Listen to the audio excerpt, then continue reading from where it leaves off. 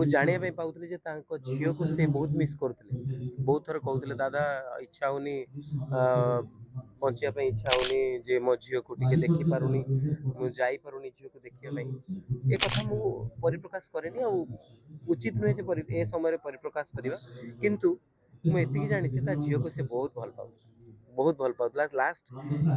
Last week ମୁଁ କହୁଛି, last week କଥା, ଯେଉଁ ମେଡ଼ିକାଲ ଯିବାର 3 ଦିନ ପୂର୍ବରୁ ଆମେ MRR ଷ୍ଟୁଡ଼ିଓରେ ବସିଥିଲୁ।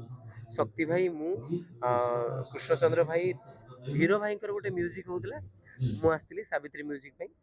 ମୁଁ ପଛରେ ପଶିଲି, ତାଙ୍କର କମେଡ଼ି ଚାଲିଥାଏ, ସେ ସବୁବେଳେ କମେଡ଼ି କରେ ଷ୍ଟୁଡ଼ିଓରେ। ଆ ବିଷୟରେ ଯିଏ ନଥିବ, ମାନେ କାହାର କିଏ କେମିତି କଥା ହୁଏ, କେମିତି ଗୀତ ଗାଆନ୍ତି, ସମସ୍ତଙ୍କୁ ନକଲ କରିବ, ହସେଇ ହସେଇ ପେଟ ବଥା କରିଦେବ। ସିଏ ଚାଲିଥାଏ, ମୁଁ ଏଣ୍ଟ୍ରି କଲି, ସମସ୍ତେ ଅଛନ୍ତି।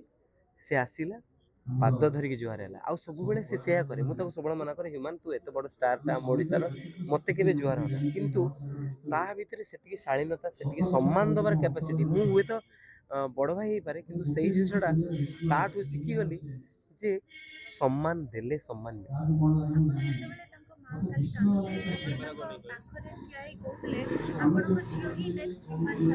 ନିଶ୍ଚିତ ହ୍ୟୁମାନ, ଆପଣ ହ୍ୟୁମାନଙ୍କୁ ଆଖି ବନ୍ଦ କରିଦେବେ, ତା ଝିଅ